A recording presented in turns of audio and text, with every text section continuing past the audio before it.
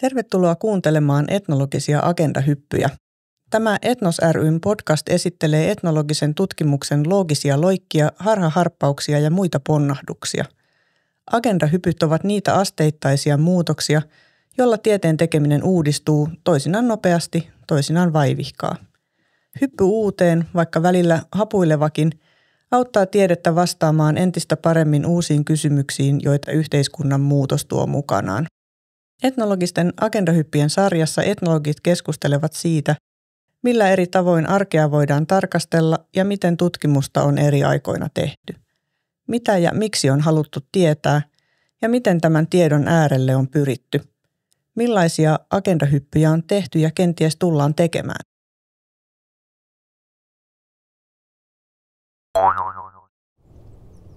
Tässä jaksossa puhutaan tutkimuksesta, joka liittyy tienooseen, alueeseen, seutuun, kotikontuihin, maaseutuun ja kaupunkiin. Perinteisimmillään etnologia on keskittynyt maaseudun kulttuurin tutkimukseen, mutta kaupunkietnologiaakin on tehty jo 60-luvulta saakka. Millaista tutkimus on tänä päivänä? Onko edelleen tarpeen tehdä eroa maaseudun ja kaupungin välillä vai onko elämä kaikkialla jo samanlaista? Minä olen Sanna Kähkönen, etnologian historiasta kiinnostunut tutkija. Ja tänään tänne studion tienoille ovat saapuneet kanssani keskustelemaan etnologit Päivi Leinonen ja Maria Vanha-Similä. Mukava saada teidät mukaan. Tienoo tosiaan voi tarkoittaa lähiseutua ja ympäristöä. Kertoisitteko tähän alkuun vähän itsestänne ja siitä, minkälaista tienoota te olette tutkineet? Vaikka Maria ensin. Olen Maria Vanha-Similä ja toimin etnologian tutkijatohtorina. Olen paljon myös kirjoittanut esimerkiksi suurelle yleisölle.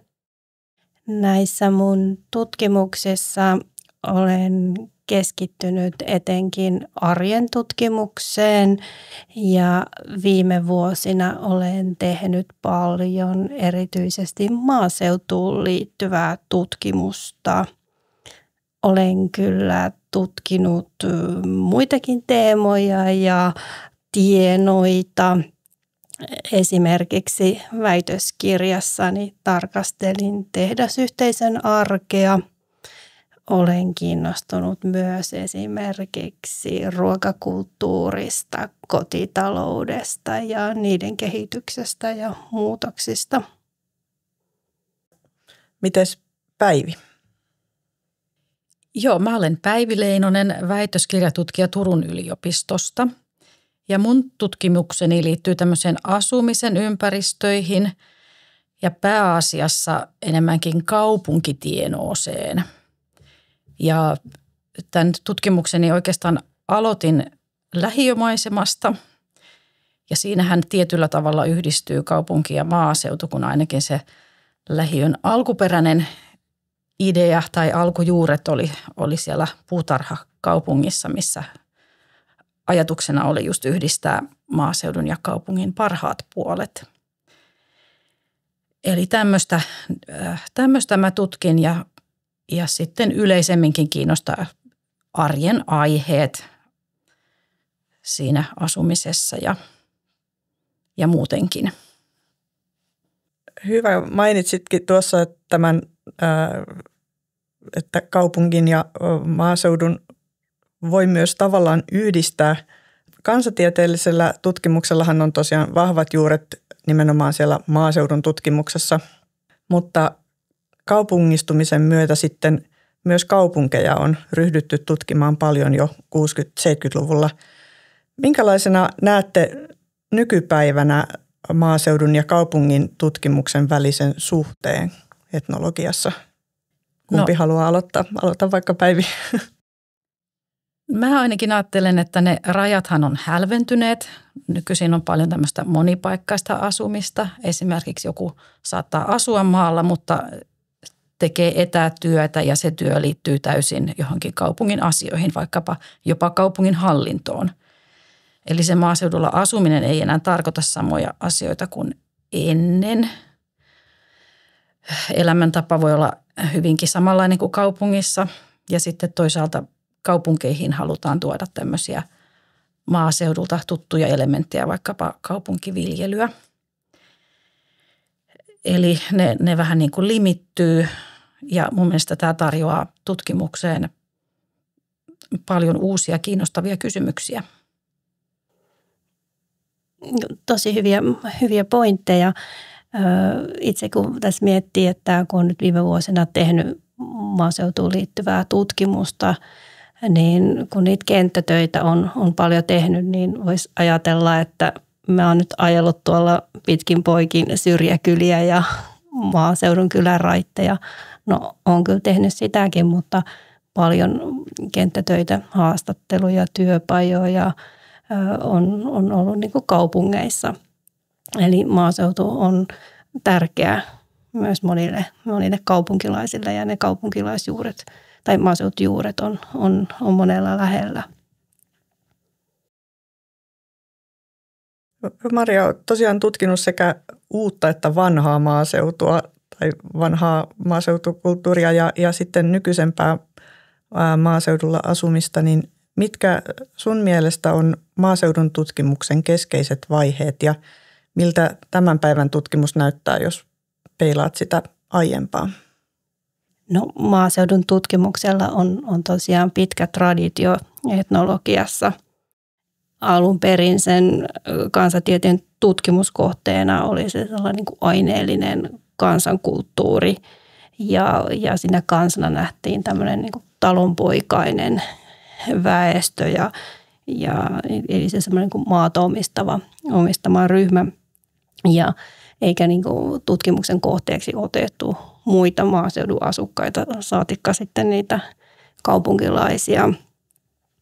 Ja jos nyt ajatellaan vaikka 100 vuoden taakse sinne 20-30-luvuille, niin jolloin niin kuin näitä kylätutkimuksia, osakuntien tutkimusretkiä maaseudulle oli ja museotoiminta virisi ja kerättiin tietoa ja esineitä niin kuin maatalouteen ja maaseutuun liittyvästä elämäntavasta ja tutkijat saattoivat keskittyä vaikka karjatalouteen ja näin. Ja että se talonpoikainen elämäntapa oli se niin kuin oikeana tai oikeaksi koettu tutkimuskohde. Ja jos nyt haluaa jotakin mainita, että mitä nyt oli nyt vaikka Toini Inkeri Kaukosen 46 valmistunut tutkimus niin kuin pellavan ja hampun viljelyksestä ja muokkauksesta ja muutama vuosi myöhemmin 52 Niilo Valosen tuohitöihin liittyvä tutkimus, eli hyvin tämmöisiä niin kuin maaseutuun liittyviä, että ne oli niin kuin hot ja pop, voisiko sanoa. Tämä on tietysti myös hyvin ymmärrettävää, koska se maaseutumainen elämäntapa oli Suomessa niin kuin pitkään vallalla ja aina tuonne, voisiko sanoa, 60-luvun lopulle, kun sitten yhä useampi muutti maalta kaupunkeihin ja tosiaan vasta siinä 70-luvun alussa sitten niin kuin kaupunkien väkimäärä ylitti maaseudun väkimäärän. Että vaikka aika suuri osa ihmisistä sai sen elantonsa aika pitkään maataloudesta, niin myös se maatalous alkoi muuttua ja koettiin, että sitä perinteistä maataloutta tai maaseudun elämäntapaa piti dokumentoida ja taltioida. Se oli katoamassa ja myöskin ehkä sen takia sitten se tutkimuksen katse jotenkin jumitti sinne maaseutuun. Että tosiaan sitten 60-70-luvulla yhä enemmän tulee sitten myös muunlaista tutkimusta. Ja tietysti tässä Turussa opiskelijana pitää mainita Ilmar Talve, joka sitten tämän talonpoikaisväestön lisäksi otti sitten tutkimuksen kohteeksi myös muut maaseudun asukkaat ja sitten kaupungit ja sitten tehdasyhdyskunnat sitten uudella tavalla.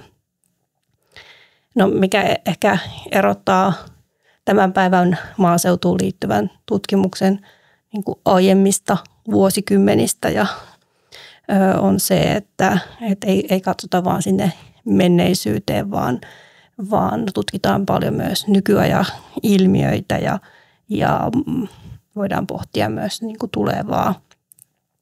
Ja myöskään mitkään teemat ja näkökulmat ei ole vieraita tai poissuljettuja, vaan niin kuin, että etnologian tutkimus elää ajassa ja on yhteiskunnallisesti merkittävää. Varmasti etnologisella tutkimuksella on nyt annettavaa myös maaseutuun liittyvässä yleisessä keskustelussa, että maaseutu tyhjenee ja pitäisikö sitä, miten sitä voitaisiin elävöittää, niin varmaan tällaisissa kysymyksissä myös etnologilla on sanottava. Joo, ja sitten aina tietenkin täytyy muistaa, että maaseutuja on hyvin erilaisia, samoin kuin kaupunkeja. Eli vaikka kaupunkien läheinen maaseutu on jotenkin ihan muuta kuin ne sydänmaat ja syrjäkylät, jossa lähimpään kaupunkiin on kymmeniä kilometrejä tai jopa satoja kilometrejä. Totta. Myös kaupunkien tutkimuksella tosiaan on jo pitkät perinteet sieltä 60-luvulta saakka.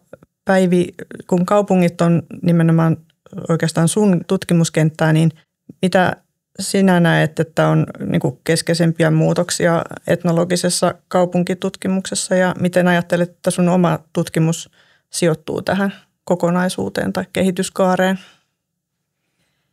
No, jos ajatellaan niin kuin tätä etnologista tutkimusta tai aikaisemmin kansatieteen kehittymistä, niin aluksihan se oli pitkälti sitä, että tehtiin ikään kuin tämmöisiä kokonaisselvityksiä jostain tietystä kulttuurista tai alueesta, niin kuin jo siellä maaseudulla ja oli näitä kylätutkimushankkeita esimerkiksi. Niin mä näen, että aluksi se kaupunkitutkimuskin vähän noudatteli sitä samaa, eli näissä varhaisemmissa tutkimuksissa näkyy se semmoinen rakenne, että on ne kulttuurin eri osa-alueet siellä, asuminen, yhteisö, perhe, tämmöiset siinä samassa tutkimuksessa kartoitettu. Mutta nyt sitten viimeisinä vuosikymmeninä ei ole enää tavallista tehdä tällaista. Se tavallaan jo tunnetaan ja on siirrytty enemmän spesifimpiin näkökulmiin, eli erilaiset erityiskysymykset ja vaikka erilaiset yhteisöt, alakulttuurit tai muuten joku tarkempi kysymys on siinä tutkimuksessa. Eli ne on semmoisia hyvin pieniä aikaisempaan verrattuna ne tutkimuskohteet, vaikka niiden merkitys saattaa tietenkin sitten olla isokin. Ja sitten jos mä ajattelen tätä omaa tutkimusta, niin koska muahan kiinnostaa niin kuin rakennukset ja asuminen, niin tämähän tavallaan vähän palaa sinne vanhaan aikaan, että siinä on tämmöinen linkitys. Mä ajattelen, että tämän tyyppinen tutkimus on ollut vähän paitsiossa ehkä, että enemmän on tehty niin kuin sosiaalisiin yhteisöihin ja vuorovaikutukseen liittyvää tutkimusta tai muuta, eikä niinkään just rakennustutkimusta varsinkaan, mitä tehtiin siellä kylissä 100 vuotta sitten. Että mun tutkimuksessa on niin kuin yhteys siihen, mutta näkökulmat ja kysymykset on sitten ihan erilaisia, että en tee sitä tallentavaa rakennustutkimusta pelkästään tai en välttämättä selkeästi sitä ollenkaan. No näkyykö sun tutkimuksessa tämä keskustelu, mitä nyt käydään paljon siitä, että miltä kaupunkien pitäisi näyttää? Ihmisillä on ajatuksia siitä, että haluttaisiin kenties tämmöistä uusvanhaa rakennusta tai minkälaista rakennusta haluttaisiin. Niin näkyykö tämmöinen sun tutkimuksessa tai mitä mieltä siitä olet? Kyllä se tavallaan näkyy, vaikka mä en ole ihan suoraan tähän kysymykseen ottanut kantaa toistaiseksi, mutta just siitä, että viimeisimmässä tutkimushankkeessa just tuolla uudella asuinalueella Turussa, siellä paljonkin pohdittiin tätä ihan uusimman rakennuskannan ilmettä, että miltä se näyttää ja mitä siitä ihmiset tykkää. Ja mielipiteet oli tosiaan aika ristiriitaisia. Siinä onkin taas jollekin etnologille sitten tutkittavaa sulle tai jollekulle muulle. Kyllä, mielelläni jatkan tämän aiheen parissa. No tuossa puhutiinkin jo, vähän mainittiin monipaikkaisuus esimerkiksi tämmöisenä ilmiönä, joka vaikuttaa tähän maaseudulla ja kaupungissa elämiseen. Nykyisin, kun mitä tahansa voi ostaa tai seurata kaikkialta tai voi tosiaan asua maaseudulla ja olla tavallaan töissä kaupungissa etänä, eikä asuinpaikka enää samalla tavalla vaikuta elämäntyyliin kuin ehkä ennen.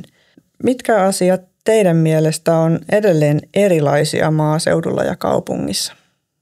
Kumpi haluaa aloittaa? No mä voin tämän vaikka. No mä oon nyt tässä viime vuosina paljon kohdannut ihmisiä, jotka ovat pohtineet tätä maaseudun luonnetta ja erityislaatuisuutta niin haastatteluissa, työpajoissa kuin sitten kirjallisissa muistitietoteksteissä. Ja monet ensimmäisenä ehkä tuo esiin sen, että miten maaseudulla on kaupunkeja enemmän tilaa ja avaruutta, miten siellä näkee tähtitaivaan ja revontulet ihan eri tavalla kuin kaupungissa. Että aika paljon tuodaan ensin tämmöisiä niin kuin, aistittavia asioita. Ja esimerkiksi sitten myöskin niin kuin maaseudun ja kaupungin äänet voivat poiketa toisistaan.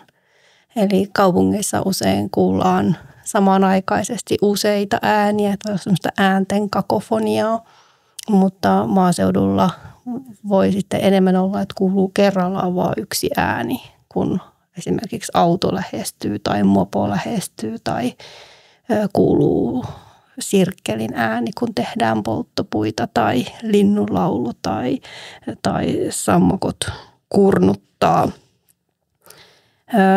Sitten sellainen hauska yksityiskohta on myöskin, kun joku kuvasi sitä, että miten kaupungissa ei kuule, kun lakanat paukkuu tuulessa. Eli että miten lakanat heiluu, kun pyykkiä kuivataan ulkona narulla.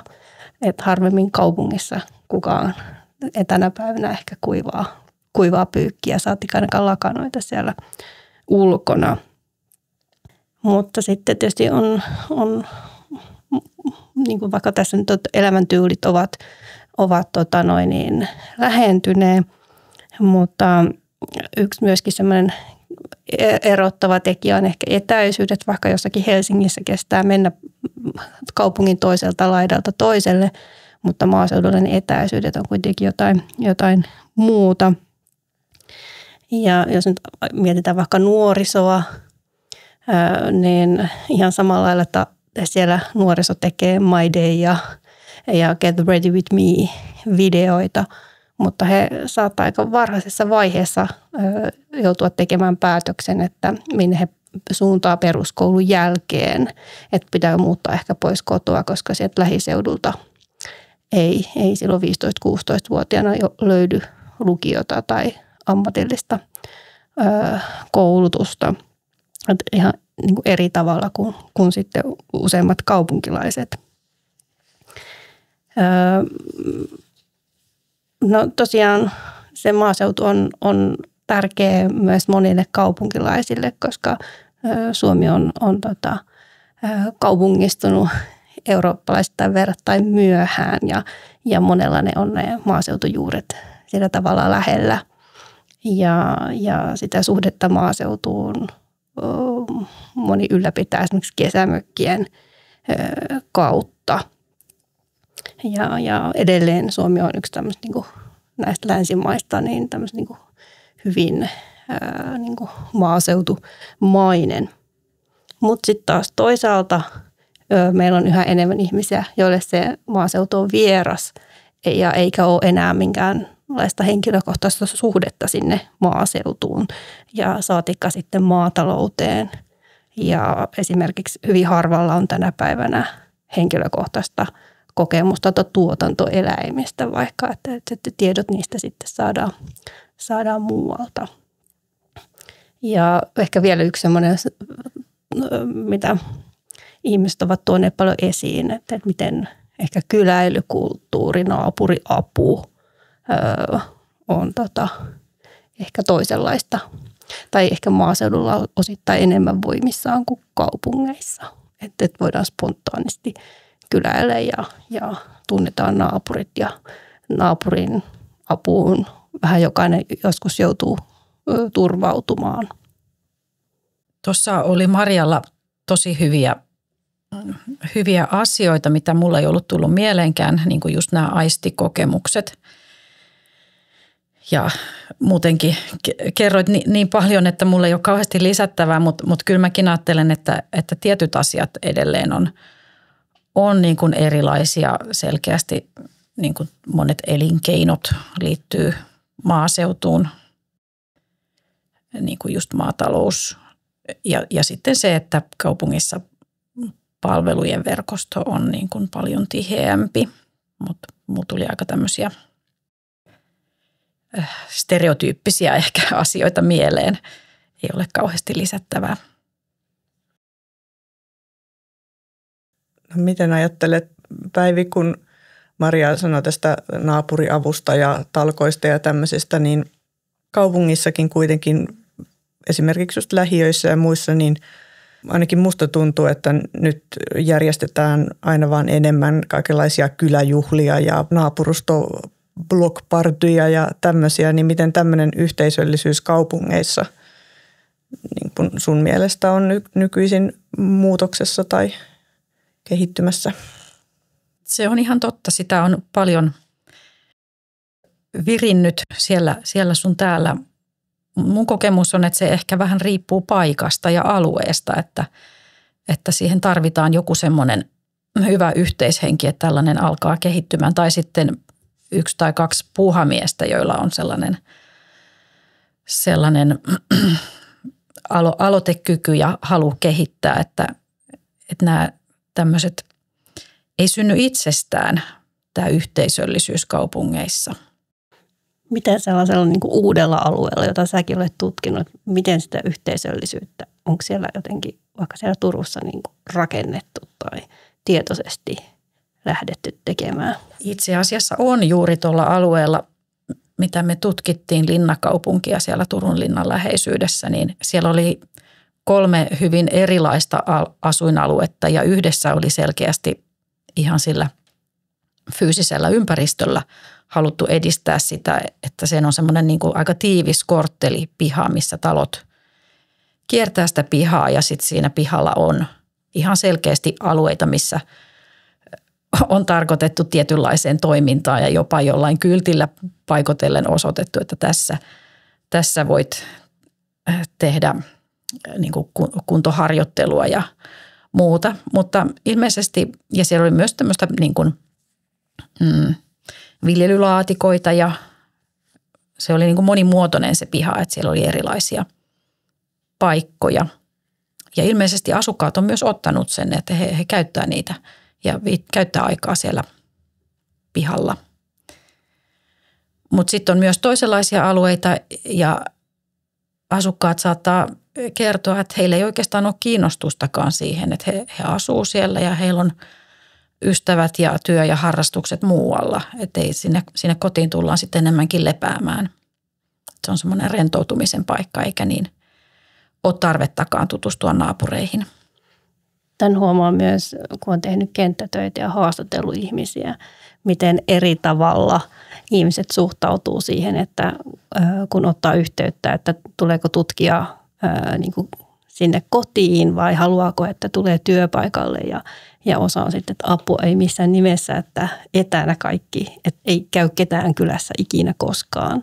Että se on ehkä myöskin jotenkin koronan jälkeen korostunut, että aikaisemmin harvemmin kukaan sanoi, että kukaan ei ikinä käy.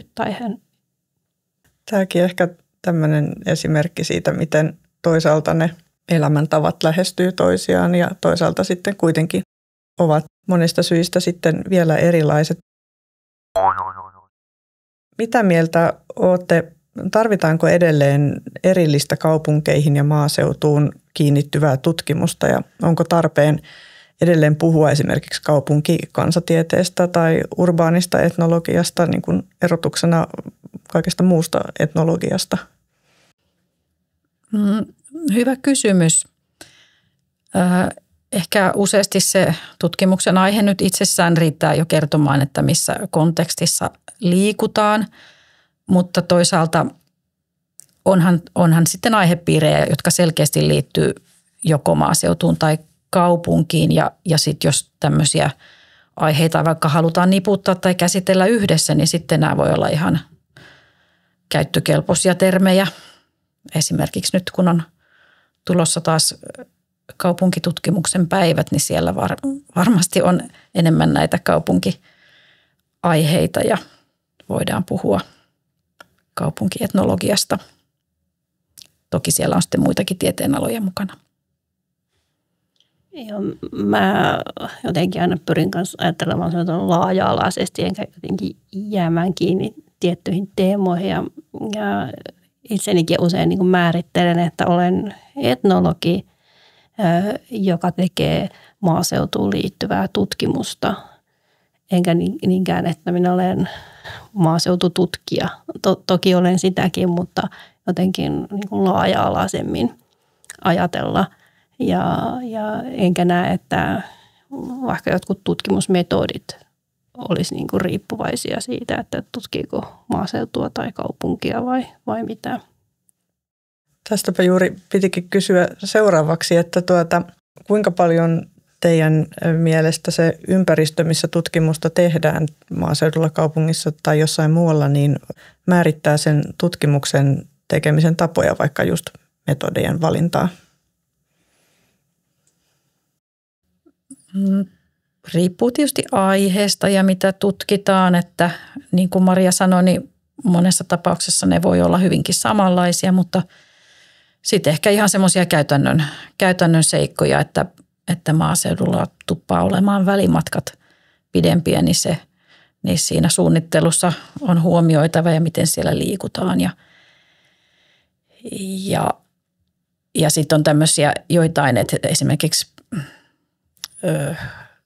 kaupunkiin liittyvässä tutkimuksessa usein tehdään kadulla havaintoja, niin siellä tapahtuu paljon koko ajan, niin se on paljon helpompaa, kun ei ehkä sitten ihan samalla tavalla hiljaisemmilla alueilla onnistu. Että on siinä tiettyjä eroja varmasti. Joo, ollaan Päivin kanssa yhtä aikaa opiskeltu, niin muistan meillä opetettiin, että kansatieteilijän tai etnologin tärkeimmät työvälineet on kynänpaperi ja kumisaappaat. Ja näitä olen kyllä kaikkia tarvinnut sekä maaseudulla että kaupungeissa, että ne on hyvä lähtökohta. Se on hyvä muistilista, pakkaa ainakin nämä. No miten sitten kamera? Te molemmat olette käyttänyt tutkimuksessanne valokuvia. Niistä olisi kiva kuulla tarkemmin siitä, että miten ja että minkälainen aineisto valokuvat on, kun tutkitaan asuinympäristöä ja minkälaista tietoa etnologi voi valokuvista saada tai minkälaista niihin voi tallentaa. Päivi, sulla varsinkin on tämä valokuva vahvasti läsnä sun tutkimuksessa, niin kerrotko lisää? Joo, no sä oikeastaan esitit tuossa tutkimuskysymyksen, joka on aika lailla keskeinen mun tässä väitöskirjassa. Eli se on vielä kesken, eli en ole vielä täysin varma niistä tuloksista. Mutta sen verran olen ainakin nyt tässä jo havainnut, että valokuvien avulla on helpompi keskustella syvällisemmin semmoisista aiheista, kuten esimerkiksi esteettisistä mieltymyksistä, mikä mulla on se yksi teema mun tutkimuksessa, kun siinä voi katsella niitä kuvia ja samalla pohtia ja löytää siitä kuvasta uusia puolia. Ilman sitä kuvaa ei välttämättä tulisi näitä kaikkia asioita mieleen ja se keskustelu jäisi hyvin semmoiseksi pintapuoliseksi ja ehkä siinä olisi mukana semmoisia ajatuksia, mitä on tottunut ajattelemaan ja sanomaan aikaisemmin. Että se kuva herättää niin kuin sitä ajattelua eri tavalla. Ja just tämmöisistä asioista, mitä on vähän vaikea niin kuin verbalisoida, niin semmoisissa se auttaa. Mutta tosiaan tätä niin kuin asian lopullinen ja tarkempi muotoilu on vielä mullakin edessä. Joo, valokuvat on kyllä superkiinnostava tutkimuksen kohde ja mä oon hyödyntänyt niitä monissa eri tutkimuksissa ja sitten mä huomaan, että mä aina palaan niiden äärelle. Ylipäätään tuollainen digitalisaatio ja tekniikan kehittyminen on demokratisoinut valokuvausta merkittävästi. Että se oli aiemmin vaan sellaista niin kuin, harvojen mahdollisuus, mutta tänä päivänä lähes jokaisen on mahdollista sitä omaa elämäänsä dokumentoida aivan jatkuvalla syötöllä, eikä vaan ehkä sellaisia aiemmin kuvattuja jollain tavalla merkityksellisiä ja tärkeiksi koettuja hetkiä. Mä oon esimerkiksi hyödyntänyt niin kuin ihmisten ottamia valokuvia ja ihmisten vanhoja aineistoja ja esimerkiksi museoiden valokuvakokoelmia. Ja olen pitänyt tärkeänä, että se semmoinen tämmöinen ihmisten osallistaminen aina niin kuin murtaa sitä tutkijalähtöistä otetta ja nämä tutkimuksen kohteena olevat voi sitten päättää, että mitä he kuvaavat ja sitten on tehnyt paljon valokuvahaastatteluja, niin mitä he valitsee ja mitä he ei valitse ja niihin kuviin kiteytyy paljon sellaisia merkityksiä ja niin kuin Päivi tuossa toi esiinkin, että niiden kuvien kautta on helpompi tuoda esiin asioita, joita muuten on vaikea sanottaa. Ja sitten kuvat voi myös tuoda esiin sellaisia ristiriitaisuuksia, mitä ehkä niin kuin sanallisesti kerrotaan ehkä jotain muuta, mutta kuvat kertookin sitten jotakin muuta.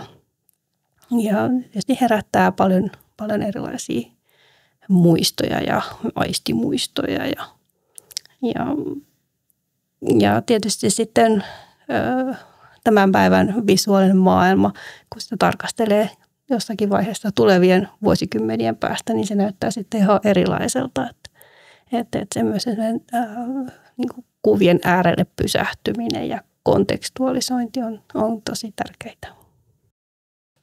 Joo, sä mainitsit tuon digitalisaation ja sen, että miten ne kuvat on nyt kaikkien ulottuvilla ja se kuvatulvahan on niin kuin räjähtänyt ihan täysin.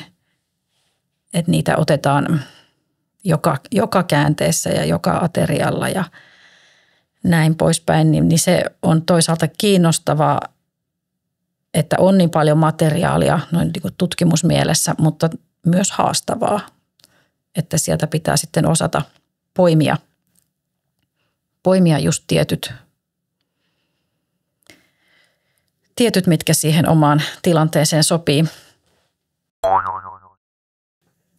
No sitten tähän vielä loppuun palataan näihin agendahyppyihin. Miten näette, minkälaisia agendahyppyjä toivotte tulevaisuudessa tällä teidän omalla tutkimuskentällä näkevänne ja minne ehkä itse olette seuraavaksi loikkaamassa? No mua kiinnostaisi henkilökohtaisesti kyllä jatkaa näiden kuvien parissa ja mennä vähän vielä syvemmällekin sinne ja löytää uusia tapoja tutkia kuvaa itsessään. Näissä tämän hetkisissä tutkimuksissa kuva on useasti semmoinen niin kuin, se on haastattelun apuväline ja semmoinen en nyt sano täydentävä materiaali, se on ihan olennainen materiaali, mutta että mä en tutki sitä kuvan visuaalisuutta itsessään, vaan useasti siinä analyysissä sitten se huomio kuitenkin kiinnittyy siihen, mitä ihmiset kertoo. Ja se on tietenkin aika luonnollista, koska etnologiassa tutkitaan ihmisten kokemusta ja jos ei siinä ole sitä kerrontaa, niin se kuva jättää paljon arvailujen varaan. Niin mua kiinnostaisi tätä tutkia, että voiko siihen kokemukseen päästä kiinni ilman sitä selittävää kerrontaa. Kuulostaa kiinnostavalta. Mä oon itse työskennellyt paljon myös museoalalla ja toteuttanut siellä tällaisia osallistavia nykydokumentointihankkeita esimerkiksi valokuvien kautta. Ja esimerkiksi miten ihmiset ovat kuvanneet tai valokuvanneet, videokuvanneet sitä omaa arkeaan. Ja myöskin se, että miten he kirjoittaa niistä kuvista. Ja se on jännä, miten se nähtävillä oleva kuva voi olla erilainen kuin se, mitä he kirjoittaa siitä. Ja miten tutkija katsoo eri tavalla sitä ja huomioi ehkä eri asioita kuin se, joka siitä kirjoittaa. Mä oon itse myös avoin kaikille uusille avauksille ja kokeilemaan uusia metodeja ja lähestymistapoja ja jotenkin toivoo laajemminkin etnologiaan. Mä oon aina pitänyt myös tärkeänä, että tutkimustuloksista viestitään, kirjoitetaan, puhutaan suurelle yleisölle, että nämä meidän tutkimustulokset ei vaan jää tänne meidän etnologien piireihin, vaan saavuttaa laajemmat joukot. Että näen, että etnologialla on paljon annettavaa yhteiskunnassa. Ja nyt ajatuksena on seuraavaksi taas hiukan hypätä sitten kirjoittaa mun tutkimuskasoista suurelle yleisölle. Olen tuosta samaa mieltä, että pitää saada sitä tutkimustietoa myös levitettyä vähän laajemmalle ja tämä kiinnostaa itseänikin tulevaisuudessa. Jäämme siis seuraamaan sekä sosiaalista mediaa että kirjamaailmaa, että kaikkea muutakin etnologista keskustelua.